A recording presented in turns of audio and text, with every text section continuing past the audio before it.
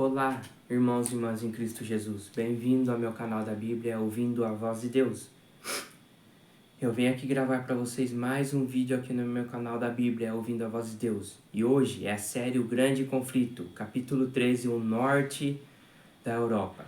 Eu vou relatar para vocês tudo que a serva do Senhor, Ellen G. White, relatou aqui e eu vou relatar para vocês.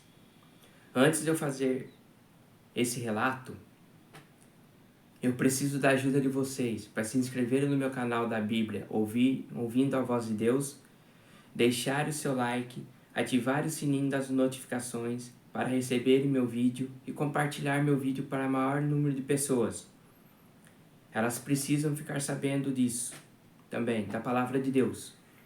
Essas histórias que nem eu falei para vocês, são reais que aconteceram na Idade Média. Então vamos aqui para o relato do capítulo 13 do Grande Conflito, o norte da Europa. Na Holanda, a tirania de Roma resultou em um protesto muito cedo. Vários séculos antes de Lutero, 2 bispos denunciaram desestimadamente o Papa após serem mandados como enviados a Roma. Lá descobriram o verdadeiro caráter da Santa Sé. Você se coloca no templo de Deus, em vez de pastor, se tornou um lobo para as ovelhas. Enquanto deveria ser servo dos servos, conforme se denomina, tenta se tornar senhores dos senhores. Traz desprezo aos mandamentos de Deus. Ao longo dos séculos, outros se levantaram para ecoar este protesto. Traduziram a Bíblia valdense para holandês. Declararam que havia nela grande benefício, nada de piadas, fábulas, falas insignificantes, nem mentiras, mas somente a palavra da verdade. Foi isso que os amigos da fé escreveram no século XII. As perseguições de Roma começaram, mas o número de fiéis continuou a se multiplicar, declarando que a Bíblia é a única autoridade infalível em questões religiosas e que ninguém deveria ser forçado a crer, mas ser ganho por meio da pregação. Os ensinos de Lutero encontraram homens fiéis e fervorosos na Holanda para pregar o Evangelho, menos Simons, que recebeu a educação católica romana e foi ordenado padre.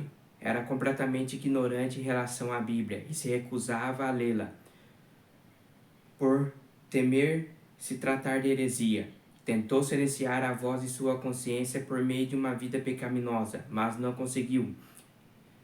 Depois de um tempo foi atraído ao estudo do Novo Testamento. Leu também os escritos de Lutero, e esse estudo o levou a aceitar a fé reformada.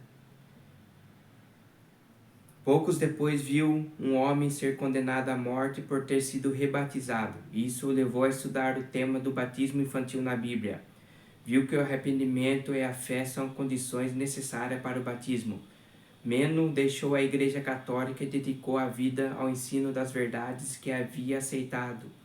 Tanto na Alemanha quanto na Holanda, surgiu um grupo de fanáticos que transgredia a ordem pública e a decência e tendia a se revoltar contra o governo. Meno se opôs aos falsos ensinos e planos bárbaros dos fanáticos. Por 25 anos viajou pela Holanda e pelo norte da Alemanha, exercendo ampla influência e demonstrando com a própria vida os princípios que ensinava. Era um homem íntegro, humilde e manso, sincero e fervoroso. Muitas pessoas se converteram por intermédio de sua obra. Na Alemanha, o imperador Carlos V havia proibido a reforma, mas os príncipes restringiram a tirania do monarca. Na Holanda, o poder dele era maior e decretos de perseguição rapidamente sucederam um ao outro. Ler a Bíblia, ouvi-la ou pregá-la, orar a Deus em segredo, não se prostrar diante de uma imagem, cantar um salmo. Todas essas coisas eram passíveis de pena de morte. Milhares foram executados durante o reinado de Carlos e Felipe II. Em certa ocasião, uma família inteira foi levada diante dos inquisidores, acusada de não ir à missa e adorar a Deus em casa. O filho mais novo respondeu: nós nos ajoelhamos e pedimos a Deus que ilumine nossa mente e perdoe nossos pecados. Oramos por nosso rei para que seu governo seja próspero e sua vida seja feliz. Pedimos que nossos oficiais, para que Deus os preserve. O pai é um dos filhos foram condenados à fogueira. Além dos homens e mulheres e meninas também demonstravam coragem inabalável.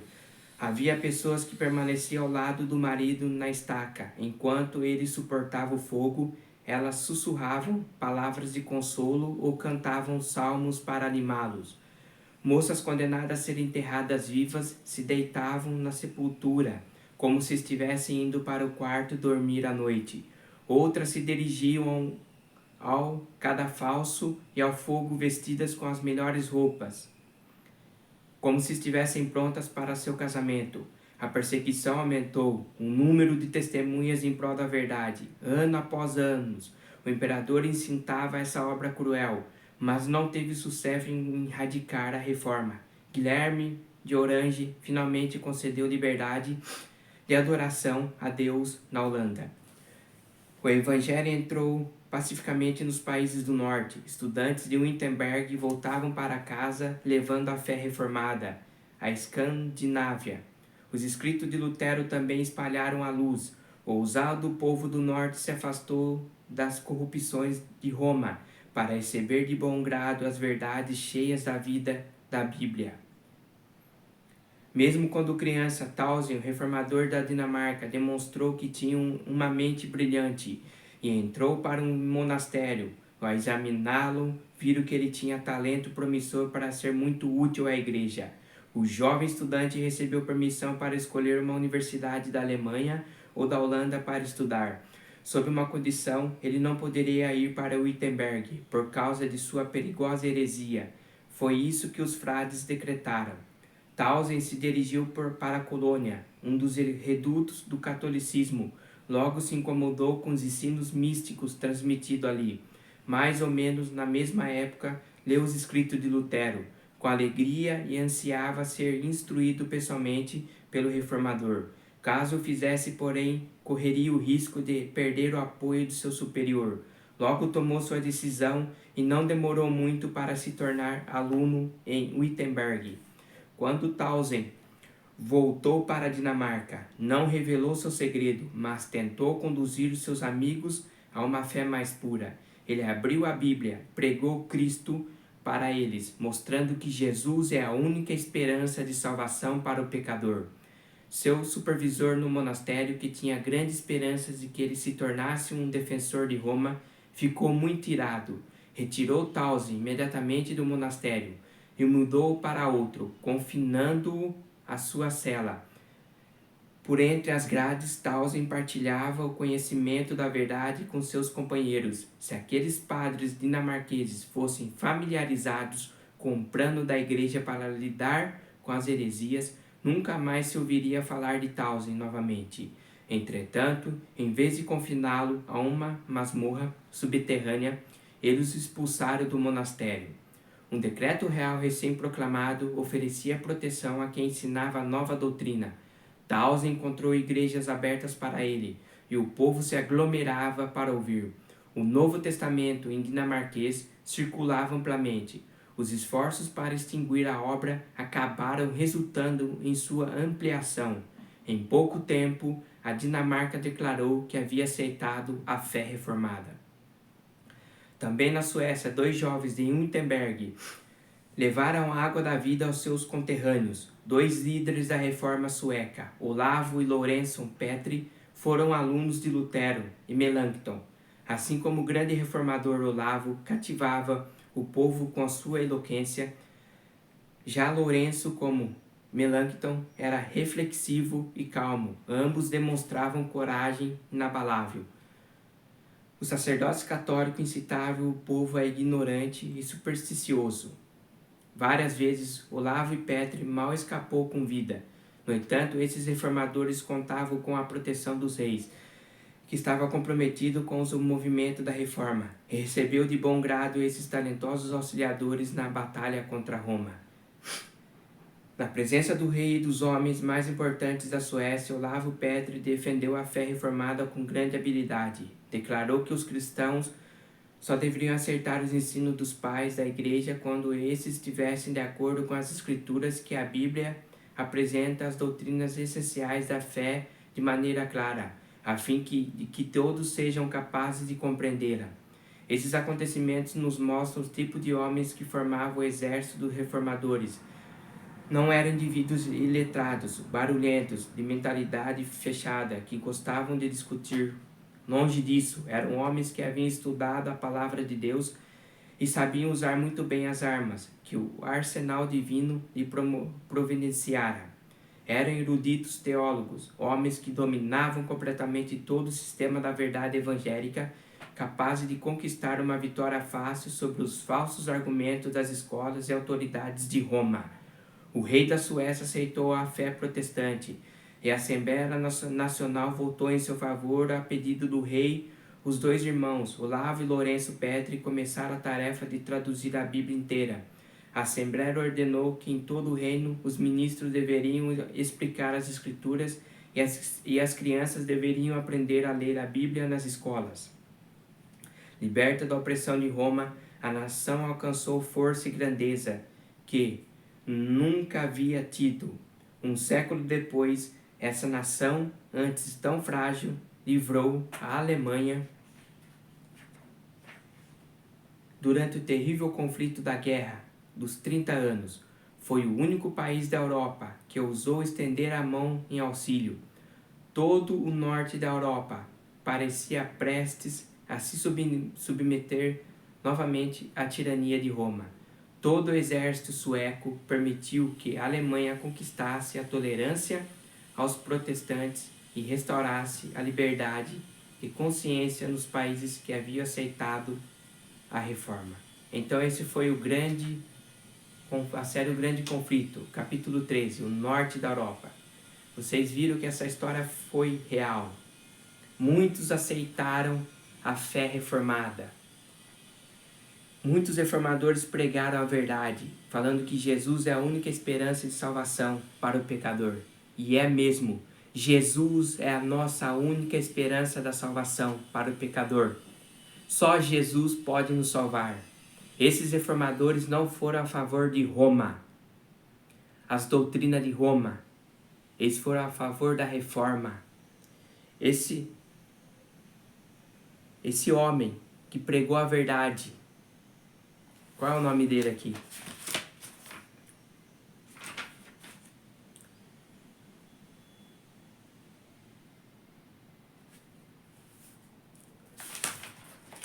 Esse homem chama, deixa eu ver o nome dele, Meno. Ele era para ser a favor de Roma. Esse Meno, ele começou a ler as escrituras, os escritos de Lutero. Ele começou a ver as verdades bíblicas ali. Meno aceitou a fé reformada. Ele começou a pregar a Cristo, que Jesus é a salvação. Ele pregou isso para as pessoas. Ele foi expulso da igreja por pregar a verdade. Expulsaram ele, porque ele começou a pregar a verdade para as pessoas. Cristo é a verdade. Nós temos que pregar a Cristo. Ele é a verdade. Ele é o caminho, a verdade e a vida. Jesus é a nossa única esperança da salvação. Temos que aceitar a Cristo enquanto ainda há tempo. Enquanto ainda a porta da graça está aberta. Queridos, é muito sério. Essa história que eu li para vocês foi uma história real que aconteceu na Idade Média, que a serva do Senhor Ellen G. White escreveu, que Deus iluminou ela para ela escrever para nós. Então nós temos que entender que Jesus está voltando para nos buscar. Jesus é a esperança de salvação para o pecador.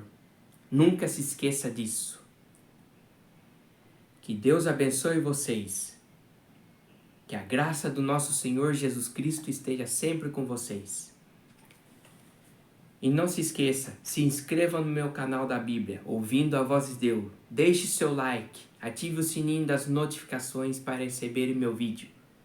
E compartilhe meu vídeo para maior número de pessoas. Quanto mais vocês se inscreverem, deixar seu like, o canal vai crescendo e eu vou trazendo mais conteúdo aqui para vocês. E mais pessoas ficam sabendo. Amém? Que Deus abençoe vocês.